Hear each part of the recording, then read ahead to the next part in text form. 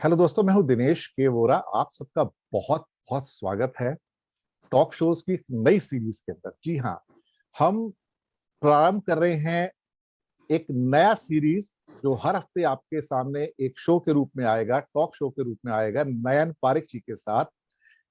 इस शो का नाम है रोजी रोटी। स्वागत है सर आपका। Thank you sir. Shri Nayan Parikh ji Bharat के प्रसिद्ध अर्थशास्त्री हैं। भारत की इकोनॉमी को क्या कहते हैं, अच्छे ढंग से समझते हैं, गहराई से समझते हैं।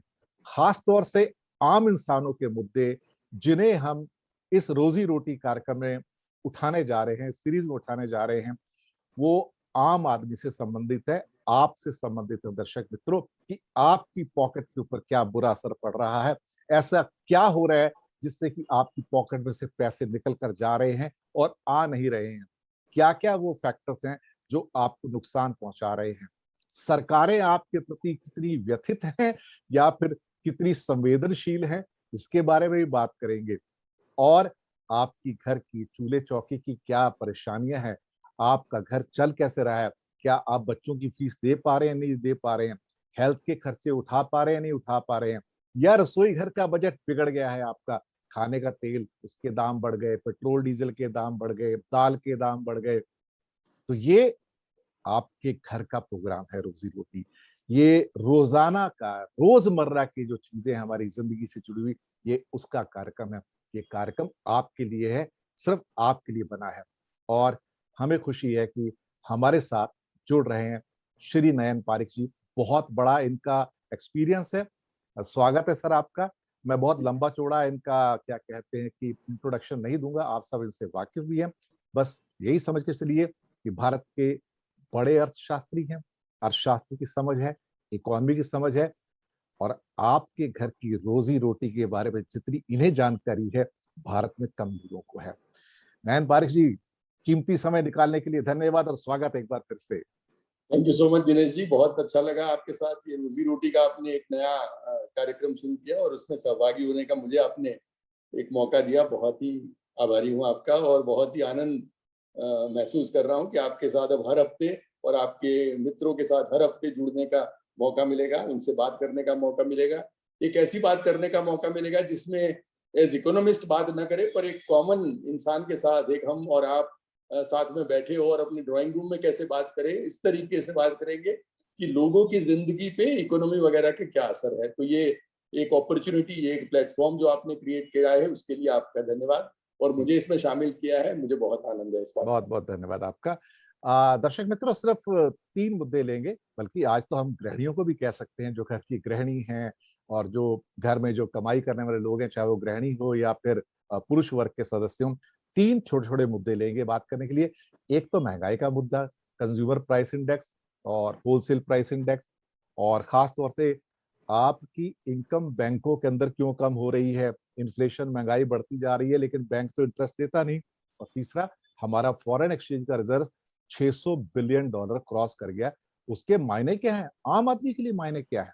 तो शुरुआत करते हैं महंगाई से।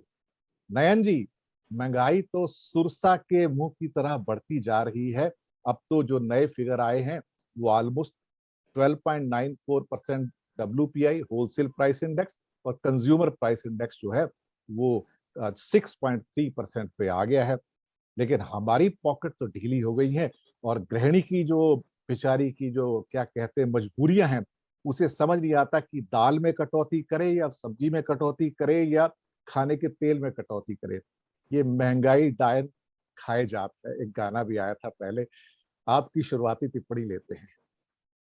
देखिए, पिछले 2 महीने से जो महंगाई बढ़ रही है और कुछ एक आंकड़े तो ऐसे है कि पिछले 10 साल में सबसे तेजी से महंगाई ये पिछले 2 महीने में अप्रैल मई में बढ़ी है। जी। और महंगाई ऐसी चीजों में बढ़ी है जिसकी सबसे ज्यादा चपत जो हमारे समाज के सबसे इकोनॉमिकली वीकर सेक्शन है जी। उनको सबसे ज्यादा लगती है। तो इसीलिए ये और भी एक चिंता का विषय है। जैसे गाड़ियों के दाम थोड़े से कम ज्यादा होते हैं तो उसकी असर एक गरीब इंसान पे कम पड़ती है जी। और ऐसे इंसानों पे पड़ती है जो इसको भुगत सकते हैं। जी। पर ये जो महंगाई बढ़ी है वो ऑयल में बढ़ी है। अब खाने का ऑयल और व्हीकल में डालने का फ्यूल, दोनों में महंगाई पिछले एक साल में देखिए तो 65 रुपए से पेट्रोल के दाम हो गए 100 रुपए जी। दाल दाम बढ़े हैं करीब 25 से लेके 75% तक, 100 जी रुपए से लेके बढ़ के 200 रुपए तक बात पहुंच गई है। जी और उसके साथ मैं समझ रहा हूं कि जो बाकी की चीजों के जो रेस्ट ऑफ द कमोडिटीज है उनके भी दाम बढ़े हैं। तो ओवरऑल सरकार की ये प्लानिंग थी कि रिटेल प्राइस इंडेक्स जो है वो रिटेल इन्फ्लेशन है वो 4% के आसपास रहे, उसमें जी प्लस 2% और -2% का प्रोविजन रखते थे। तो जी ज्यादा से ज्यादा 6% तक यदि रिटेल प्राइस की इन्फ्लेशन बढ़े तब तक सरकार को एक अपर लिमिट पे रुकने का एक संतोष होता। पर जी अब जाके 6.3% जो बढ़ी है जी इस पिछले महीने में, उससे मेरे ख्याल से जो हमारी एक तो तैयारी थी कि भाई थोड़ी सी इन्फ्लेशन बढ़ेगी, जी क्योंकि सरकार का अभी रवैया डेवलपमेंट की ओर है कि जी इकोनॉमी तेजी से आगे बढ़े, और उसके कारण वो इंटरेस्ट और इजी मनी की पॉलिसी करके एक तेजी देना चाहती थी जीडीपी ग्रोथ में। पर पिछले 2-3 महीने में जो दूसरी लहर आई है उसके कारण लग रहा है कि अब सब इकोनॉमिस्ट, सब वर्ल्ड ऑर्गेनाइजेशंस, वो सब अब हमारे जीडीपी रेट को कहीं सिंगल डिजिट पे ले आए हैं कि जी करंट ईयर में हम लोग 9% के आसपास कहीं बढ़ने की संभावना है। तो वो डबल डिजिट वाला ग्रोथ नहीं रहा। जी तो एक तो ग्रोथ इतना नहीं बढ़ा जितना कि हमको उम्मीद थी, और दूसरी तरफ महंगाई उतनी बढ़ी जितनी हमको उम्मीद भी नहीं थी। जी हमको लग रहा था कि 6% से ज्यादा नहीं बढ़ेगी, उसके 6% को क्रॉस कर गई है, और वो भी ऐसी चीजों में क्रॉस कर गई है। देखिए पेट्रोल डीजल के दाम जो है वो कास्केडिंग इफेक्ट लाते हैं इकोनॉमी में। मतलब कि एक ही चीज आपको 5 बार मारती है। एक तो पेट्रोल डीजल आप डलवाते हैं तब आपको असर करता है, दूसरा जब आप कुछ भी फूड ग्रेन्स लेते हैं तो देखिए आप चीजें ऐसी जी कंज्यूम करते हैं जो आपके आसपास तो बनती नहीं है। तो जी कहीं 100 किलोमीटर से, 500 किलोमीटर से, 1000 किलोमीटर से यदि बिल्कुल। आपके पास लाएंगे और उसमें जो पेट्रोल और डीजल का यूज होगा उसके दाम बढ़ेंगे, तो आपकी हर चीज जो आप कंज्यूम करते हैं, जी आप यदि समर में मैंगो खाते हैं तो वो भी दूर से आएगी, वो असर करेगी। आप दाल लेते हैं उस पर असर करेगी। तो मैं कह रहा हूं कि ये चीजें जो इन्फ्लेशन में आई है वो ऐसी चीजें आई है जिसमें गरीबों को सबसे ज्यादा मार लगेगी, और मेरे ख्याल से एम्प्लॉयमेंट वगैरह में उनको सबसे ज्यादा चपत लगी है। तो इसीलिए ये दो तरफी मार है। और सब अभी जो सर्वे हुए हैं उसमें करीब 50% से ज्यादा लोगों का कहना है कि उनकी अगले 6 महीने में इनकम कम होगी और एक्सपेंडिचर बढ़ेगा।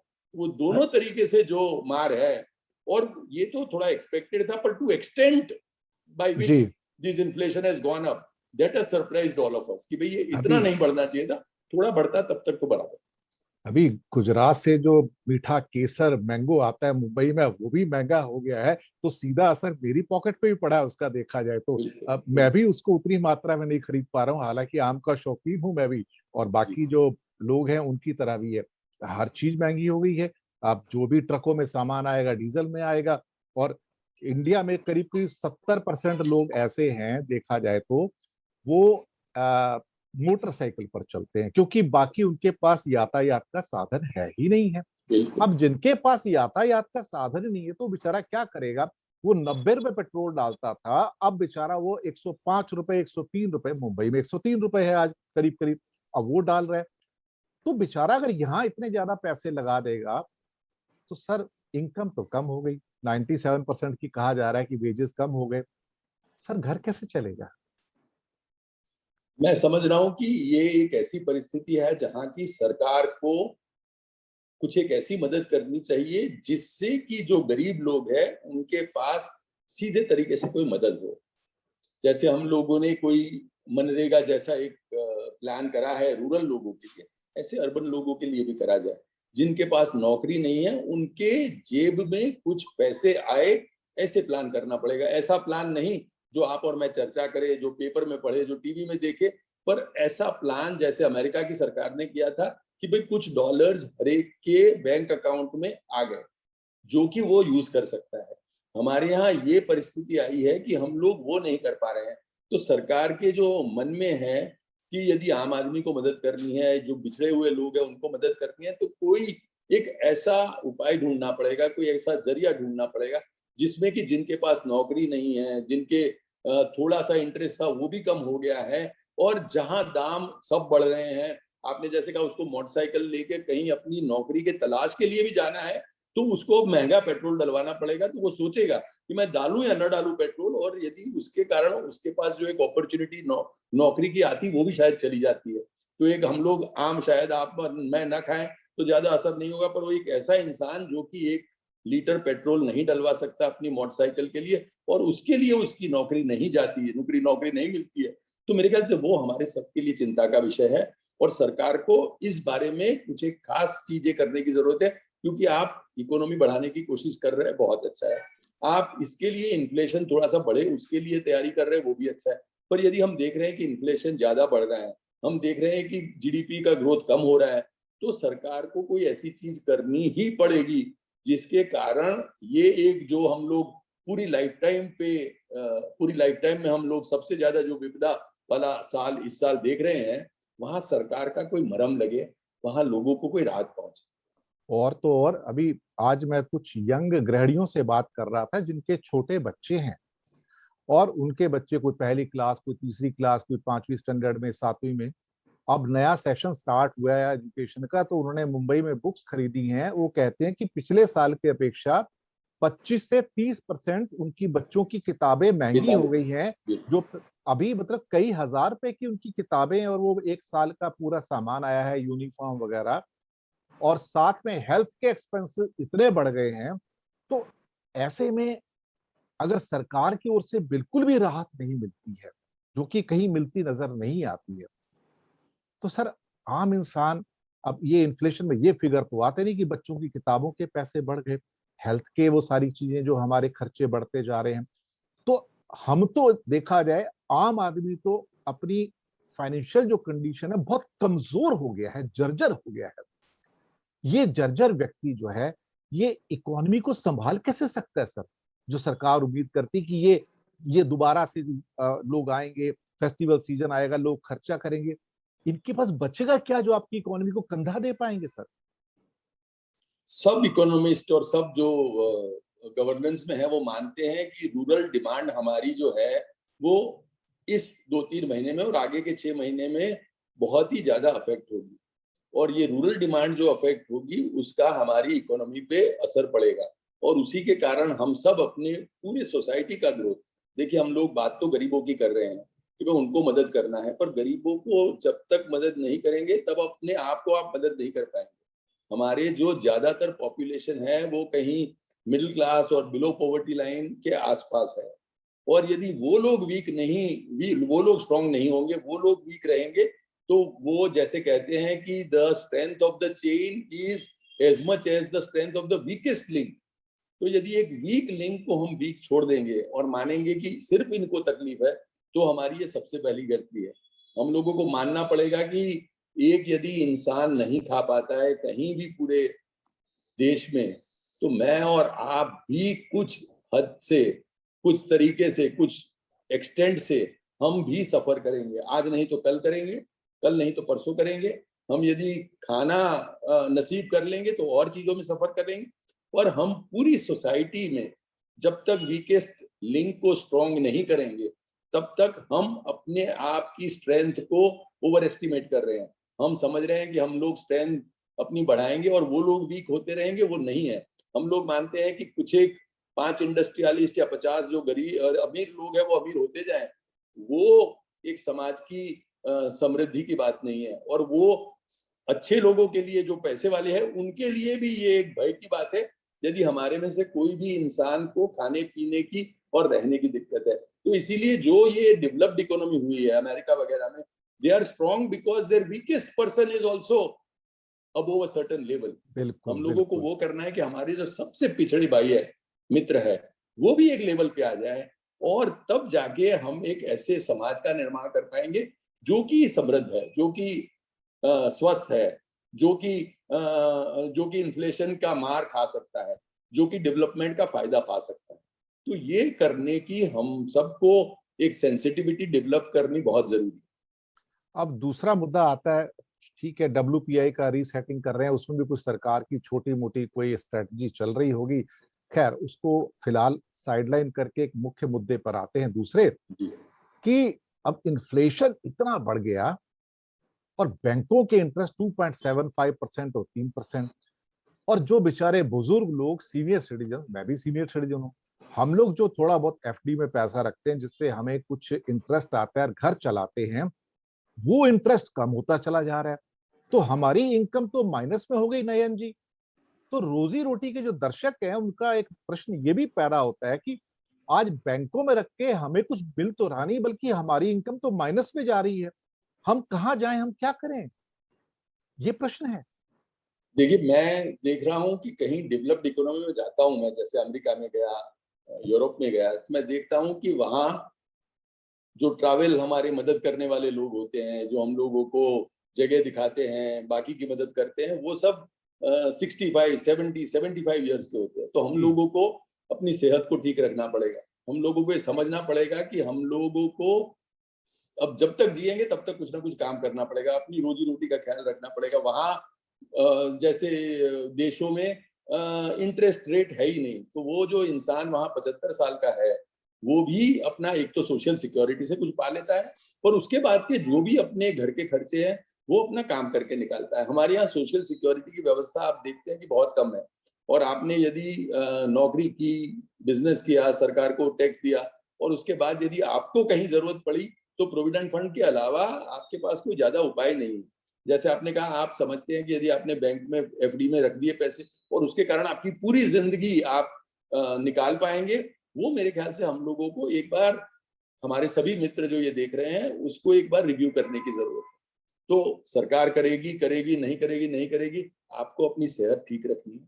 आपको समझना है कि अब 60 ईयर्स पे रिटायर हो गए, पर 70-75 ईयर्स तक आपको कुछ ऐसी चीज ढूंढनी है जिसके कारण आप दो पैसे कमा सके, और वो पैसे आपके बैंक एफडी के इंटरेस्ट के साथ मिला के आपका कुछ ना कुछ भला हो जाए। अब ये जो है वो एक मंशा हम लोगों को बदलनी है। मुश्किल है। हम लोगों ने अब तक ऐसा ही प्लान किया है कि भाई 60-65 के बाद हमारा जो पैसा बचा के रखा था वो हमको फिर बचाएगा, पर लग रहा है कि वो मुश्किल होगा। तो बदलते हालात के साथ, बदलती परिस्थितियों के साथ, हम सब जो मित्र है देख रहे हैं, हम सबको अपने आप के जीवन में कुछ ना कुछ चेंज लाने हैं, क्योंकि कोई और हमारे लिए करेगा वो एक आशा रखना बराबर है। करे तो बहुत अच्छा है, सरकार करे तो उनका फर्ज है, पर हम लोगों को तो अपनी जिंदगी को संभालना है, हम लोगों को इसको ठीक से चलाना है। तो हम लोगों को एक रियलिटी ये एक्सेप्ट करके अपने आप को एक नए तरीके से, नई दिशा में ढालना है, वो एक बहुत जरूरी है।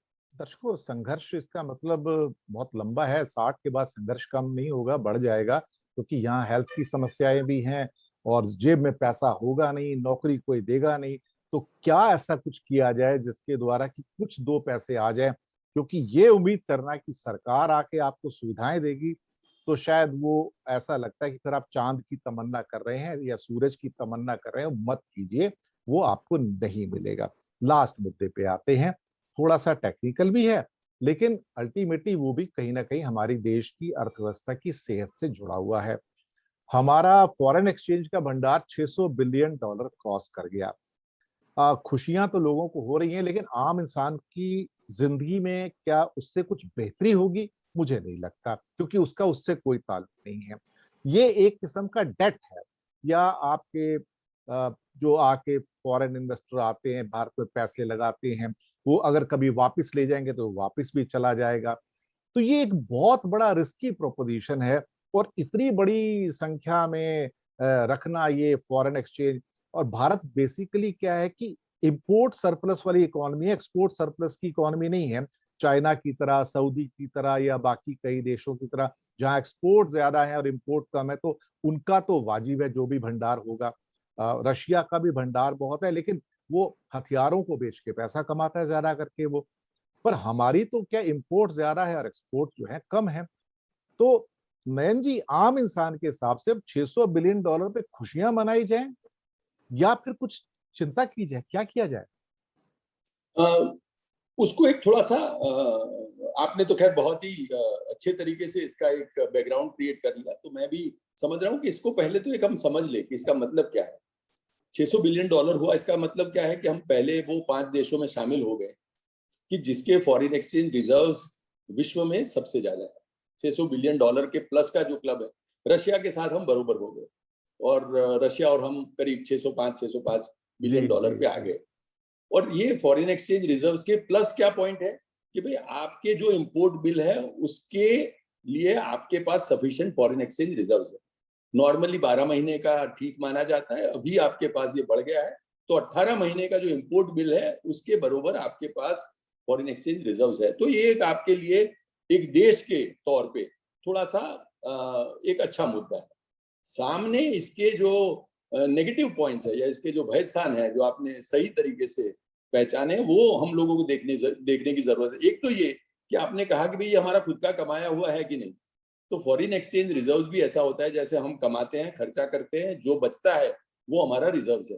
फॉरेन एक्सचेंज खाते में हम लोग जो भी एक्सपोर्ट करते हैं उससे हमको फॉरेन एक्सचेंज आता है, जो इंपोर्ट करते हैं उससे जाता है। एक्सपोर्ट यदि इंपोर्ट से ज्यादा हो तो आप फॉरेन एक्सचेंज सरप्लस क्रिएट करते हैं, जैसे चाइना ने किया है, अभी नंबर 1 हो गया है, हमारे से 5 गुना फॉरेन एक्सचेंज रिजर्व्स है, $3 ट्रिलियन प्लस है। तो उसका कमाया हुआ पैसा उसने अपना करंट अकाउंट सरप्लस बना के कर रखा है। जैसे आपने कहा कि भाई हमारे तो पिछले 13 साल से हम लोग डेफिसिट करंट अकाउंट में है, मतलब कि हमारा इंपोर्ट ज्यादा है, एक्सपोर्ट कम है।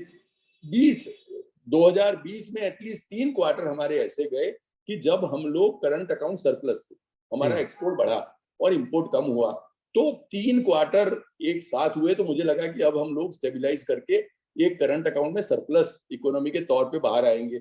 और ये जो अक्टूबर नवंबर दिसंबर 20 वाला है उसमें फिर हम लोग डेफिसिट हो गए। तो इसीलिए हम लोग एक स्टेबल करंट अकाउंट सरप्लस देश नहीं है, और हम लोग जो है वो अपना जो फॉरेन एक्सचेंज यूज करते हैं, जो हम कमाते हैं उससे ज्यादा है, इसीलिए हमारा हर साल ऊपर से फॉरेन एक्सचेंज थोड़ा जाता रहता है जी। फिर भी हम लोग फॉरेन एक्सचेंज कैसे बढ़ाते हैं, तो जैसे आपने कहा भाई हम लोग फॉरेन डायरेक्ट इन्वेस्टमेंट और फॉरेन पोर्टफोलियो इन्वेस्टमेंट एफडीआई और एफपीआई के द्वारा जो पैसा आता है उसके कारण हमारा सरप्लस बना हुआ है। तो ये सरप्लस, जैसे आपने कहा, एक जैसे गाना था, परदेशियों को तो एक दिन है जाना, परदेशियों से ना अखियां मिलाना, तो उसकी तरह है कि ये परदेश का पैसा है, और जैसे आपने कहा आया है फेयर वेदर फ्रेंड की तरह है, अच्छा मौसम है आ जाएगा, और जरा थोड़ी सी तकलीफ हुई तो उड़ के चला जाएगा। तो इसीलिए एफडीआई और एफपीआई के जरिए जो हम पैसे लाते हैं फॉरेन एक्सचेंज के, उसमें मेन भय वाली बात यह है कि उससे एक तो हमारी इकोनॉमी थोड़ी सी डगमगा जाती है, क्योंकि एकदम आता है तो भाव बढ़ा देता है। हमारे स्टॉक मार्केट आप कभी कभी देखते हैं एकदम बढ़ जाते हैं, एकदम चले जाते हैं, स्टॉक मार्केट गिर जाता है। तो एक तो ये जो हमारी फाइनेंशियल मार्केट है उसको एकदम डिस्टेबलाइज कर देता है जब आता है और जब जाता है तब। तो ये एक उसका एक नेगेटिव है, उसके कारण हमको संभालना पड़ता है। दूसरा, ये परमानेंट हमारा पैसा नहीं है, ये आया हुआ है कहीं और कहीं भी जा सकता है। तो एक ये मुद्दा हुआ। दूसरा मुद्दा ये हुआ कि जो भी हम लोग एफडीआई लाते हैं उस पे, जैसे आपने कहा हम लोग ब्याज पे क्या कमाते हैं, तो फॉरेन के जो पैसे हमारे पास रिजर्व्स आए हैं जो हम लोग रखते हैं उस पे लास्ट ईयर हम लोगों ने 2.1% कमाया था, उस पे रिटर्न हमको ये मिला था। उसके अगले साल हमारा रिटर्न था 2.65%। तो हमारे जो भी रिजर्व्स है उस पे सिर्फ हमको 2.1% मिला, और वो भी पिछले साल से हम लोगों का रिटर्न जो है वो 20% ड्रॉप हो गया। तो हमारा जो फॉरेन करेंसी कंपोनेंट है, इसमें डॉलर का कंपोनेंट है वो बढ़ रहा है, गोल्ड का कंपोनेंट थोड़ा सा कम हो रहा है। तो अभी गोल्ड का कंपोनेंट 5% के आसपास ही है हमारे टोटल फॉरेन एक्सचेंज रिजर्व्स में। तो गोल्ड का आप देखो तो फिर भी रिटर्न थोड़ा सा ज्यादा है, पर बाकी के फॉरेन एक्सचेंज रिजर्व्स है उसमें हमारे रिटर्न बहुत कम है। रिजर्व बैंक ऑफ इंडिया इस बारे में चिंतित है और वो एक एक्सपर्ट ग्रुप बना रही है, जिसके कारण ये हमारे जो 600 बिलियन का रिजर्व है उस पर हम कोई डिसेंट रिटर्न जनरेट कर पाए, क्योंकि एक देश को भी अपने रिजर्व्स पे, अपने जो फंड्स है उस पे रिटर्न करने की बहुत ही ज्यादा जरूरत होती है। तो ये सब चीजें जो है वो हमारे फॉरेन एक्सचेंज रिजर्व के साथ साथ आती है और वो चैलेंज भी लाती है, और इसको हमको संभालना है, क्योंकि बहुत कम रिटर्न वाला बहुत रिजर्व हम रखेंगे तो उसका कोई फायदा नहीं है। इनफैक्ट अमेरिका का हम देखें तो अमेरिका का रिजर्व बहुत ज्यादा कम है और उसमें भी गोल्ड का कंपोनेंट बहुत ज्यादा है। उनकी तो अपनी करेंसी है ना। बिल्कुल, और उनकी खुद की करेंसी है डॉलर की, तो वो जो है एक अलग है। हमारा जो है, और हम लोग जो करंट अकाउंट में डेफिसिट है, तो इसीलिए हम लोगों को we have to take these foreign exchange reserve swelling with a pinch of salt. ये बड़ा है, पर इसको हम लोग अपनी एसेट माने, लायबिलिटी माने, इसको एक एडवांटेज माने, डिसएडवांटेज माने, इसको एक मिक्स बैग है और उसको हम लोगों को इस तरीके से ट्रीट करना पड़ेगा। बिल्कुल आपने सही कहा कि इसके ऊपर सिर्फ खुशियां मत मनाइए, ये खतरे की घंटी भी है और कई बार ये तलवार लटकी रहती है ना सिर पर, ये उससे भी ज्यादा खतरनाक है। तो दर्शकों, ये पहला एपिसोड था, इनागुरल एपिसोड रोजी रोटी का, जिसके अंदर हमने 2-3 मुख्य मुख्य मुद्दे उठाए जो इस सप्ताह के मुद्दे थे, जो आपके घरों को, आपके घरों के बजट को प्रभावित करते हैं। ये सरकारी बजट नहीं है जहां पे बोरोइंग्स कर सकते हैं। हमारे पास बोरोइंग की कोई जगह नहीं है, हम कहीं से बोरोइंग नहीं कर सकते। तो क्या कहते हैं ना, जितनी चादर है उतना ही पैर पसार सकते हैं हम लोग। तो जाने से पहले कोई छोटी सी टिप्पणी नयन जी आपकी ओर से दर्शकों के लिए। मेरा कहना है महंगाई बढ़ेगी, आगे ओ, के दिनों में तकलीफ ज्यादा आएगी। हम लोगों को सबको अपने आप को इसके लिए तैयार करना है। कोई मदद आएगी वो समझ के हम लोग यदि बैठेंगे और अपने आप को ये परिस्थिति के लिए तैयार नहीं करेंगे तो हम लोगों को ये तकलीफ और भी परेशान कर जाएगी। जैसे आपने कहा, हमारा हेल्थ का बजट इस टाइम पे रखना है, क्योंकि कभी भी हेल्थ की कोई आपदा आ सकती है और तब हमारा जो फ्रीडम है वो बहुत कम है। हम लोगों को वो तो खर्चा करना ही पड़ेगा। हर रोज के खर्चे में हम लोगों को देखना पड़ेगा कि दाल महंगी हुई है पर सब्जी इतनी महंगी नहीं हुई है, तो सब्जी खाएं, दाल थोड़ा सा कम करें। अब ये सब जो डिसीजंस हैं वो एक हम लोगों को सबको अपनी रोजी रोटी के हिसाब से लेने हैं और अपने बजट को संभाल के लेने हैं। मैं तो ये कह सकता हूँ कि फूड बास्केट में कुछ एक चीजें ऐसी हुई है जिसमें दाम थोड़े से कम बढ़े हैं। बढ़े नहीं है ऐसा नहीं है, पर कम बढ़े हैं। उस चीजों को हम थोड़ा सा अपने किचन में ज्यादा ले आए, उस चीजों को ज्यादा कंज्यूम करें। जो पल्सेस खाएं तो खाएं, पर पल्सेस और ऑयल दोनों के दाम इतने बढ़े हुए हैं कि हमको एक ऑल्टरनेटिव ढूंढना पड़ेगा। तो ये कंटिन्यूअस प्रोसेस है, ये थोड़ी सी जद्दोजहद है, हमको करनी है, साथ मिलके कर लेंगे। थोड़ा सा बुरा वक्त है, पर मैं समझ रहा हूँ कि और अगले 6 महीने संभाल लेंगे तो उसके बाद परिस्थितियां थोड़ी सी सुधरेगी। तो ये था एक टिप नयन जी के द्वारा आपके लिए दर्शक मित्रों। लेकिन ध्यान रखिएगा कि कुछ की महंगाई थोड़ी कम बढ़ी है, कुछ की महंगाई ज्यादा बढ़ी है, लेकिन एक चीज जो बिल्कुल नहीं बढ़ी है वो है आपकी तनख्वाह यानी कि सैलरी। ध्यान रखिएगा, ये बड़ा एक एडवर्स इम्पैक्ट वाला ये एरिया है। तो बहुत सोच समझ के आगे बढ़िएगा, बहुत सारे खर्चे आपका इंतजार कर रहे हैं। तो रोजी रोटी का ये अंक आपको कैसा लगा, हमें भेजिएगा फीडबैक, हमें बताइएगा, मेल कर सकते हैं, नीचे मेल एड्रेस भी हम देने जा रहे हैं। तो आप वहां पर मेल कर सकते हैं, बता सकते हैं, और बाकी नीचे कमेंट्स कॉलम में भी डाल सकते हैं। कोई आपका सुझाव हो वो भी आप लिख सकते हैं। तो दर्शक मित्रों, हम लेंगे आपसे इजाजत रोजी रोटी के इनागुरल यानी कि पहले शो के बाद। अगले मंडे को आपको वहां से लगातार ये शोज फिर से मिलेंगे। हर हफ्ते में एक बार, हर मंडे को आपका ये शो अपलोड होगा शाम को, जहां पे आपको हफ्ते की महत्वपूर्ण जानकारियां आपकी रोज की रोजी रोटी से संबंधित आपको मिलेंगी। तो मिलते हैं आपसे बहुत जल्दी अगले कार्यक्रम के अंदर। शुक्रिया आपका बहुत बहुत। Thank you so much.